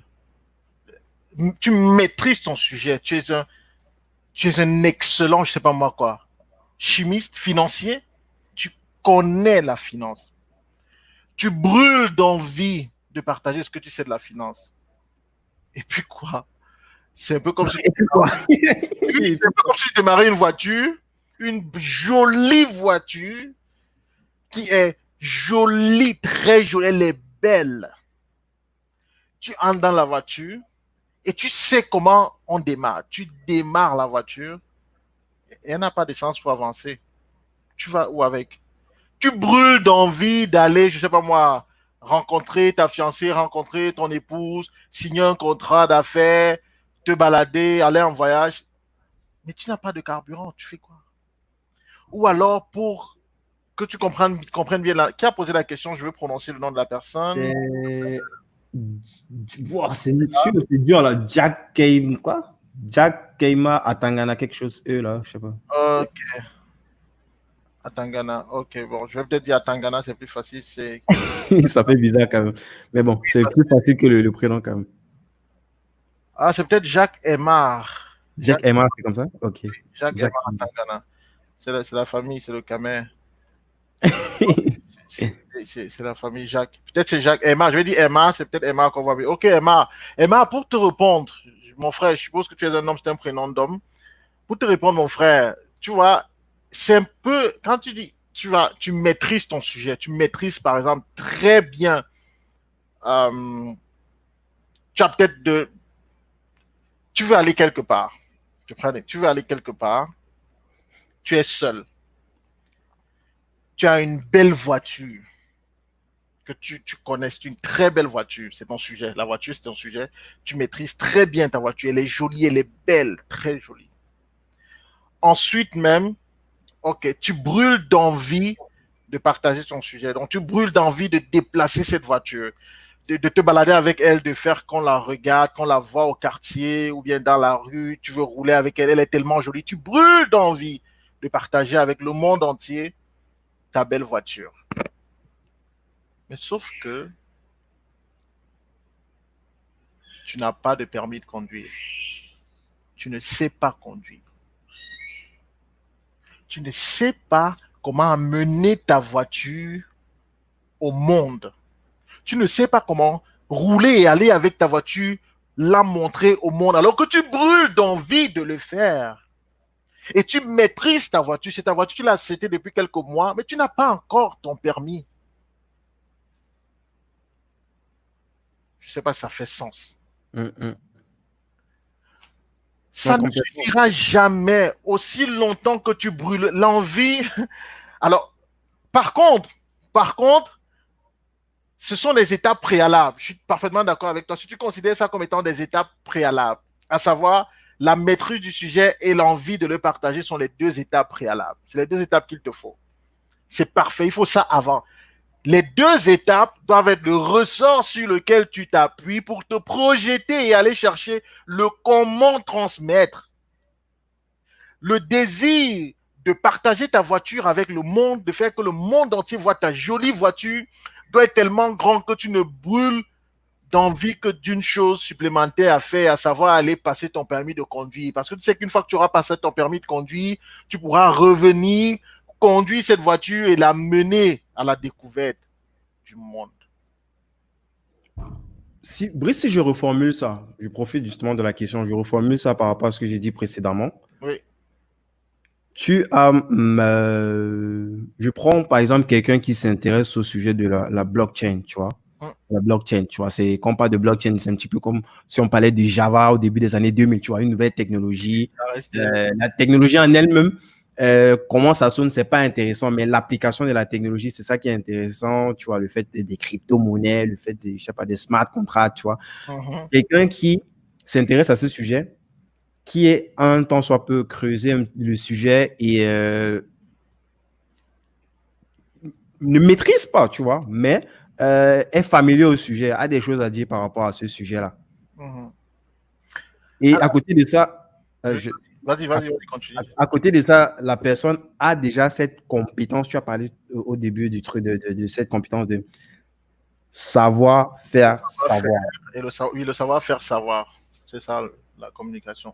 Est-ce que à partir de, je parle ça plus par rapport à, je fais toujours le parallèle avec l'entrepreneuriat parce que c'est mon domaine de prédilection. Pour ceux qui, par exemple, se mettent des barrières, qui se mettent des, je sais pas, qui trouvent des raisons, est-ce que le fait d'avoir cette compétence-là, de savoir faire savoir, on peut se servir de ça comme levier et pour pousser, euh, euh, comment formuler ça? Se servir de ça comme levier pour pousser le peu de connaissances que tu as vers des personnes qui n'ont en fait aucune idée par rapport à ce sujet-là. Parce que tu restes quand même expert par rapport à ceux qui n'ont aucune idée en fait de la blockchain. Le simple fait que tu saches un petit peu les différentes applications de la blockchain, un petit peu comment cette technologie-là fonctionne, est-ce que c'est est-ce que le levier de savoir-faire savoir, est-ce que le savoir-faire savoir pourrait être potentiellement un levier pour toi pour pousser ce peu de connaissances que tu as vers des personnes qui n'ont aucune idée, quoi, en partant du principe que tu vas évoluer? Je ne sais pas si ma question, ça fait sens. Je crois l'avoir compris. Je vais peut-être essayer de la reformuler. Donc, l'idée, c'est de savoir, c'est de se dire, si tu es un individu, tu es une personne qui a quelque chose à partager, c'est pas profond, c'est pas quelque chose de si profond que ça, mais c'est quand même quelque chose. Et derrière, tu sais aussi comment partager ça, tu sais comment communiquer, comment faire savoir le peu que tu sais. Est-ce que c'est un levier qui peut te permettre de te propulser? Oui, c'est exactement ça. Mais en plus limpide quand même. Pas avec eux, mon. Je vais vous raconter une histoire. J'adore quand ça commence comme ça. J'ai deux amis à moi qui étaient passionnés de football. Moi aussi, je jouais un peu au foot d'ailleurs. Et puis, les gars sont là, ils jouent régulièrement au quartier et puis ils vont faire des tests, ils jouent. Un jour, il y a une opportunité d'aller à une compétition et à la compétition là, il est possible de passer à un autre niveau si on est repéré par les agents de joueurs. Le plus talentueux de mes deux amis, des deux, il avait un peu fait de lourdeur, c'est-à-dire qu'il a dit qu'il ne va pas à cette compétition, elle n'est pas intéressante, vraiment, il ne va pas aller là-bas et tout. Et le moins génie, le moins fort des deux, lui, il allait à cette compétition. Et quand il arrive à la compétition, il a joué, il a donné ce qu'il pouvait donner. Sauf que Quand il est arrivé là-bas, il a été repéré. Et il est parti jouer en Europe. On a amené faire des tests en Europe. Et là, quand on lui a dit qu'il devait aller en Europe, il est revenu dire à son gars au quartier, il nous dit, et on était très content pour lui. Et le gars a commencé à s'entraîner comme un malade. Il bossait dur. Ce gars courait le matin et soir, chaque jour, parce qu'il préparait son test. Il est arrivé en Europe, il a fait son test, on l'a pris. Il a joué dans des. Il n'a jamais été extraordinaire. Il a joué au Danemark, il a joué en Ukraine, il a joué aussi en Belgique, sans être extraordinaire, mais il a pu, par sa passion, éclore et puis réussir à en vivre. Il vit de sa passion aujourd'hui. Et donc, la question que moi, je voudrais vous te poser, c'est que, à la fin de la journée, est-ce que le niveau que le gars a démontré quand il est arrivé en Europe au test est le même niveau qu'il avait démontré quand il jouait et qu'il avait été repéré? Non, c'est pas pareil. C'est Le pas même niveau. la même chose. Entre le gars qui est allé faire le test en Europe et le gars qui avait joué au tournoi où on l'a repéré, il y a un fossé. Et le fossé vient de quoi? Du travail qu'il a fait, qui l'a amené à ce niveau-ci. Le jour de la compétition, il était prêt quand on voyageait avec lui. C'est la même chose avec cette personne qui connaît un peu de choses. Ça correspond à mon ami qui est en train de jouer dans un stade, dans une compétition. Il n'a pas un niveau très élevé. Mais au moins, comme il sait jouer, au moins, comme il sait pousser le ballon, il joue. Et là-bas, qu'est-ce qui se passe? C'est qu'il est donc exposé à quelqu'un qui recrute et qui cherche des gens qu'il va amener à un niveau supérieur pour faire des tournois. Et il est recruté. Voilà pourquoi il est important de savoir faire savoir, de savoir communiquer. C'est que le gars qui ne sait pas le monde entier, il n'a pas la profondeur, il n'a pas une connaissance. Mais le peu qu'il sait, il a aussi travaillé sur comment faire savoir ce qu'il sait. Et donc, quand il est exposé, vous croyez que moi-même, le niveau que j'ai aujourd'hui, c'est le même que j'avais il y a 2 ans, il y a même 6 mois? Non, non, comme je vous ai dit, je travaille tous les jours. C'est pas la même chose. Or, le gars, quand il est exposé comme ça et qu'il est sollicité, qu'est-ce qu'il va faire? On l'amène à passer à un autre niveau, il est obligé d'aller encore bosser dur. Pour ne pas, comme on dit au Cameroun, verser le manioc. Non, j'adore cette technique de visualisation là, tu vois, avec juste en illustrant ça, on voit le truc, on voit où tu vas en venir, c'est limpide, c'est propre, c'est Merci, j'espère que c'est clair. Donc, ça joue un rôle capital, c'est important. J'ai vu une yes. autre question, Narcisse, qui me disait ici, l'audace de commenter et de donner ton avis sur les discours de certaines figures politiques t'est venue d'où, Brice? Brice Kamgar, n'as-tu pas craint les représailles de ceux qui pourraient mal diriger? Merci beaucoup, Narcisse, tu me donnes l'opportunité. Juste avant que tu ne répondes, il y a une partie de réponse de cette question-là dans l'interview. J'ai essayé de recadrer un petit peu parce qu'il y a des gens qui parfois mélangent un petit peu tout. Dans l'épisode, on essaie de bien contextualiser. Et tu as même dit ça au début de l'interview, c'est de la pédagogie. On est en train de faire un travail analytique, un travail rationnel où on décortique les process utilisés pour véhiculer certaines idées, philosophies ou, je sais pas, ou notions de vie.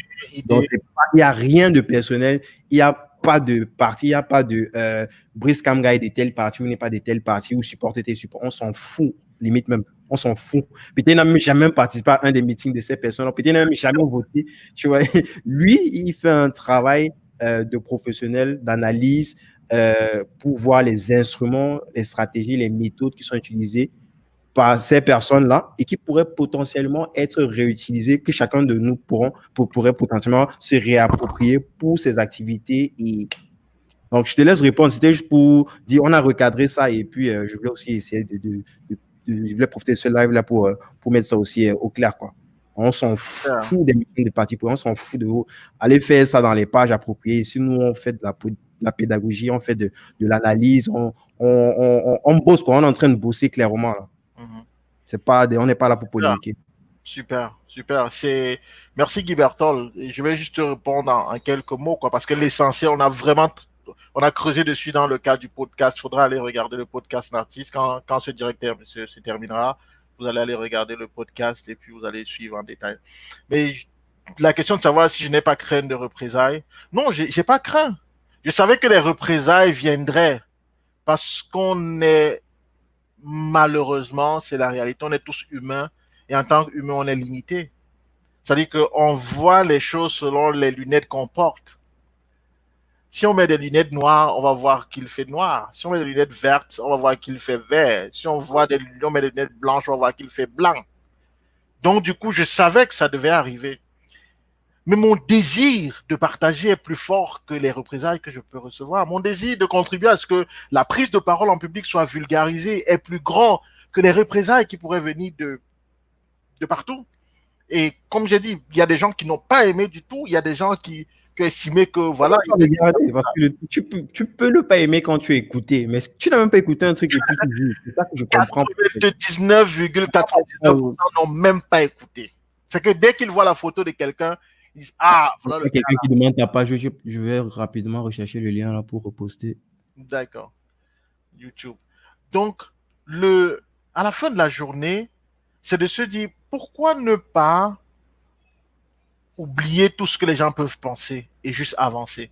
Une fois de plus, comme je vous disais, j'ai écouté le livre Deep Work et il disait que justement les nettoyeurs, c'est comme ça qu'il appelle les gars qui sont acharnés de leur passion et qui veulent avancer et tout.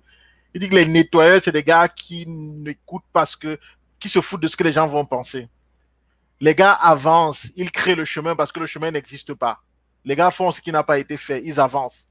Et moi, je le fais. Je n'ai pas encore vu quelqu'un dans la francophonie ou en Afrique faire ça, mais moi, je le fais. J'ai choisi de le faire parce que j'estimais que c'était important et que ça pouvait aider pas mal de personnes. Parmi nous, il y a des gens... La chaîne YouTube quel que soit le domaine dans lequel vous êtes, vous pouvez vous servir des outils que vous trouvez dans la communication politique pour l'appliquer dans la résolution peut-être de certains conflits dans votre propre entreprise, pour motiver vos propres staffs, pour motiver les membres de vos équipes. Dans la fin de la journée, c'est une attitude pédagogique qu'on a et on s'est dit, le plus important pour nous, c'est de réussir à ressortir ce qu'il y a de bien et de permettre aux gens d'avancer. L'autre chose, je vais te dire, c'est que quand tu disais qu'effectivement, la majorité des gens ne lisent même pas, ils vont dans tout le sens sans même avoir écouté, sans avoir pris la peine de regarder la vidéo. Ceux qui regardent sont venus me voir. Beaucoup me disaient, waouh, merci Brice, j'ai appris 1, 2, 3 points. J'ai appris 1, 2, 3 choses. Merci beaucoup. Honnêtement, j'ai apprécié le fait que tu es resté strictement professionnel, sans aborder les aspects politiques de la chose. C'était bien. Et c'est des gens qui ont une opinion politique à laquelle je n'adhère même pas forcément, mais qui ont eu l'honnêteté intellectuelle. Ils font partie des 0,1% qui ont suivi la vidéo avant de venir me parler. Et puis, ils ont dit, c'est bien fait, c'est professionnel, bravo. Donc, Narcisse, oui, moi, j'ai pas craint les représailles. Je savais qu'il y en aurait. Je reste professionnel et c'est le plus important. Peut-être pour clore le débat sur ce point-là, moi, je vais prendre même un exemple, vraiment, on va dire c'est un exemple extrémiste. Moi, je pars du principe que on peut apprendre même des pires personnes. Je veux dire, je prends l'exemple même de Hitler, le dictateur légendaire. Ouais. Comment est-ce qu'une personne peut réussir autant à créer une telle... polarisation. Que les gens ont un respect, on l'appelle le fureur, tu vois, comment est-ce qu'il réussit à captiver autant l'attention des gens? On s'en fout des objectifs, des conséquences, de ce qu'il a pu faire avec, tant que toi, dans ton éthique, tu sais que c'est quelque chose qui pourrait potentiellement te servir, tu sors, tu te détaches un petit peu de la partie émotionnelle et tu essaies de piquer les instruments, les process, les stratégies utilisées pour véhiculer ces messages-là. Je vais prendre l'exemple aussi d'Éric Zemmour. Écoute ça, tu connais Éric Zemmour, écoute sa façon tout le monde l'insulte autant, pourtant les gens partent cliquer, les gens partent voir ses vidéos. Pourquoi? Comment est-ce qu'il fait? Quelles sont les stratégies qu'il fait pour captiver autant d'attention, pour pousser ses idées qu'on peut aimer ou ne pas aimer, on s'en fout, on n'en a rien à foutre, quoi. Par contre, le process utilisé, et c'est ça qui est le plus important à la fin, et c'est ça que nous, on essaie de mettre en avant ici. Maintenant, même si nous, on prône, et je fais cet effort-là de ramener des personnes qui ont une certaine éthique, je ne vais pas non plus ramener un dictateur sur le podcast. Donc, même si nous, on prône, en fait, une certaine éthique, on a quand même cette distanciation-là qu'on fait pour aller prendre les éléments. C'est quoi l'instrument? C'est quoi les stratégies? C'est quoi le processing? Et comment est-ce qu'on tourne tout ça pour, à la fin, faire que les gens fassent ce que l'on veut, quoi. Parce que c'est un petit peu ça. Si on va parler de manipulation, on a pris le temps de bien contextualiser ça dans l'épisode, quoi. Si on parle de manipulation, il y a quelque chose de machiavélique derrière. Mais si on parle d'amener les gens à, je sais pas, vers un achat, vers une façon de penser, c'est autre chose. On va vraiment en profondeur sur le podcast, donc je vais exactement les gens aller regarder ça. Là, on est à plus d'une heure. Là, je ne sais pas si on peut prendre une ou deux questions avant de se séparer. J'ai se détaché de la partie émotionnelle. Je ne sais pas, peut-être, Brice, toi, tu aurais quelque chose à rajouter, je ne sais pas, peut-être en mot de fin, peut-être. Moi, je te remercie déjà d'avoir encore pris la peine de venir une deuxième fois en live en plus pour exprimer tout ça, pour fêter, pour partager avec nous cet exploit. Parce que quelque part, même si c'est pour toi, c'est représentatif un petit peu de la communauté, entre guillemets, parce qu'on va dire c'est le Camerounais qui est champion d'Amérique du Nord. Tu vois, c'est quelque part, c'est un peu comme quand on dit peut-être, quand je suis ici, quand je viens du Cameroun, on dit « Ah, Samuel Eto'o », tu vois, c'est un peu pareil, quoi, tu vois. Donc, quelque part, ça nous représente, tu vois. Donc, il ne faut pas non plus... Donc, merci pour ça, merci pour ton temps. Je ne sais pas si tu aurais quelque chose à ajouter, peut-être avant qu'on ne se sépare. D'accord. Non, c'est un privilège de porter haut les couleurs du pays, de porter haut le continent, parce que on est dans un autre continent, donc c'est une affaire de continent, bien au-delà du pays. Comme même le dit le docteur Claudel Noubissi, le Cameroun, c'est notre quartier. C'est notre quartier. Et puis le Cameroun et l'Afrique, notre pays. Alors, effectivement, c'est ça. Grosse dédicace. On le veut absolument, docteur N'Djamène, Claudel Noubissi, on a besoin de vous sur cette plateforme. Oui, on va organiser ça. On va organiser. Le docteur Claudel va venir et puis William N'Djamène aussi, le coach William N'Djamène sera là, c'est sûr qu'ils vont voir avec leur agenda. On va les contacter, on va essayer de planifier ça. Ils ont des choses intéressantes qu'ils peuvent partager avec nous et qui peuvent vraiment être utiles à notre développement, quoi. Donc, si je devais dire un mot pour terminer, ce serait peut-être avant de dire merci, ce serait de nous encourager à nous éduquer à la prise de parole en public. C'est quelque chose qui fait toute la différence dans notre vie. C'est-à-dire que quand tu as l'opportunité de parler devant les gens, de parler devant quelqu'un, et que la personne s'arrête pour t'écouter, c'est précieux. C'est tellement précieux que parfois je me dis, Seigneur, est-ce que j'aurais voulu avoir une autre compétence que celle-là? Pour moi, j'ai envie de dire, c'est la compétence des compétences, vous parlez le langage juridique, parce que c'est vraiment c'est transversal, quel qu'on soit docteur, qu'on soit médecin, qu'on soit chimiste, qu'on soit financier, qu'on soit conférencier, quelle que soit notre position, on a besoin de savoir se tenir devant les gens ou quelqu'un et parler de façon persuasive. C'est super important dans le cadre de notre croissance professionnelle, c'est super important dans le cadre de notre développement personnel. C'est pour cela que je vous encourage, même si vous ne pouvez pas prendre des cours chez moi, peut-être parce que vos moyens ne vous le permettent pas, je ne sais pas, ou bien parce que ce n'est pas votre priorité. On sait même par des bouquins, tu en parles aussi même dans l'épisode. Dans l'épisode, dans le bouquin, vous allez dans l'épisode. Exactement. Plein de contenu là. C'est ça. Donc, merci beaucoup, Brice. Franchement, je ne sais pas, je t'ai coupé, désolé. Donc, essayez de lire des livres.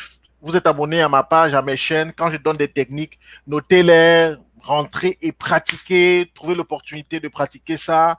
Si j'ai dit qu'on peut faire ceci, on peut faire cela. Essayez de pratiquer, vous voyez ce que ça fait. Bref, croissez, grandissez dans la prise de parole en public parce que ça va vous donner un avantage hyper concurrentiel dans ce monde qui va vite. Les Brown disait, quand tu ouvres ta bouche pour parler, tu dis au monde qui tu es. Et une fois, lorsque Warren Buffett a été invité à parler à des jeunes de l'université de Harvard, il leur a dit, lorsque vous maîtrisez la prise de parole en public, cela augmente votre valeur de 50%. C'est-à-dire que si tu es capable de faire seulement ceci, le fait de savoir parler en public, ça fait qu'on te considère davantage, qu'on te regarde avec un certain égard et qu'on t'offre des opportunités qu'on n'aurait pas pu t'offrir si tu n'étais pas capable de bien t'exprimer, d'être persuasif. Et pour les personnes qui, à la fin de la journée, ont besoin de vendre un projet, de vendre une idée, de vendre un produit, quoi de plus important que de maîtriser la communication persuasive qui vous permettra à la fin de la journée de toucher les cœurs des gens, susciter les émotions et les amener à décider d'acheter votre produit, acheter votre idée, acheter votre projet. Faites des efforts et menez une vie transformée. Pour ceux qui peuvent se faire accompagner par moi, je reste disponible. Il y a les contacts, vous me contactez et on voit ce qu'on peut faire pour vous. Merci à vous tous pour votre précieux temps. Merci parce que c'est une partie Ouais, de votre vie. on a encore une trentaine de personnes et pourtant on est sur la fin. Vraiment, merci à ceux qui sont restés. C'est ça. Donc, on dit que quand on donne son temps, le temps, c'est la vie. Ça dit que donc, quand vous donnez votre temps, vous donnez une partie de votre vie. Donc, vous nous avez donné 1 heure et plus de votre temps, de votre vie. Je vous suis entièrement reconnaissant. J'espère que je vous aurai donné 2 ou 3 choses qui vont vous aider à avancer. N'hésitez pas à revenir, revoir le replay et puis noter des choses qui peuvent vous permettre justement de croître dans votre prise de parole en public et partager cette vidéo dans des groupes. Les gens vont regarder en replay. Ça va aider les gens, je vous en prie. Partagez au maximum. Merci beaucoup.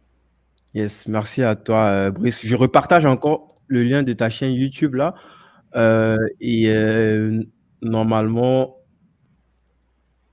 ça va se partager partout en même temps sur les pages et sur la chaîne YouTube. Donc, n'hésitez pas, c'est la meilleure façon de pousser en fait mon média. Moi, je allez en premier sur les différents canaux sociaux de l'invité. Dites-lui ce que vous avez pensé de l'interview. Achetez son produit ou son service, ou du moins profitez même déjà du contenu gratuit. Je pense que pour ton podcast, c'est pareil, non? C'est sur la chaîne YouTube qu'il y a une playlist pour prendre le live, non? Prends le Ouais. large, ouais.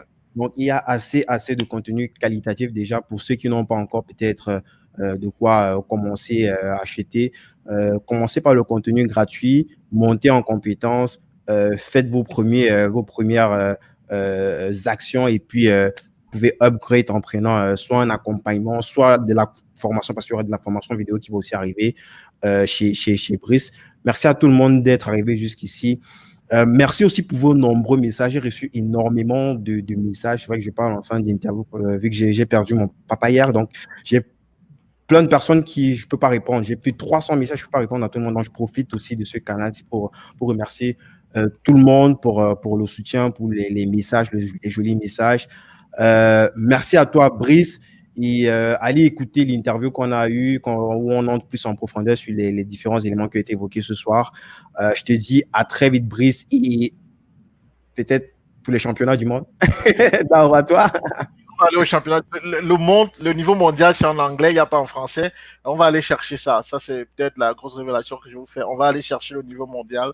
On va travailler pour ça et on gagnera le niveau mondial. Ça, c'est sûr. On Yes. va gagner ça. On va le gagner. On va tout donner pour le gagner et on va travailler pour ça. Guy Berthold, c'est vrai que tu as évoqué justement un truc, j'en ai pas parlé, le décès de ton papa. Et moi, je voudrais juste te remercier d'être aussi fort et d'être aussi inspirant. Parce que, tu vois, moi, quand tu as fait la vidéo, moi, c'est le commentaire que j'ai mis, c'est ce que je t'ai dit en off. Hier, tu me disais déjà que ton papa n'allait pas bien et tout. Et après, finalement, il nous a quittés. Et tu es resté fort, tu es resté focus sur ce qui, pour toi, est l'essentiel parce que tu peux plus ramener papa à la vie, il est parti. Maintenant, tu te dis comment est-ce que tu fais pour que les choses avancent, comment tu fais pour l'honorer davantage. Ça, c'est un message fort et je pense que moi, ça m'inspire énormément. Le mien est encore en vie. Donc, si jamais il devait être replacé, je pense que je devrais m'inspirer de toi pour comprendre qu'à la fin de la journée, on doit pouvoir faire ce qui nous permet d'avancer parce que quand quelqu'un décède, il est passé, on ne peut plus le ramener. Il faut continuer. The show must go on. Et ça, tu le démontres très bien. C'est vraiment inspirant que moi, je suis chrétien et je prie que Dieu te fortifie et qu'il fortifie ta famille. Beaucoup de courage et à très bientôt. Merci, Brice. À très bientôt, tout le monde. Ciao, ciao. Ciao.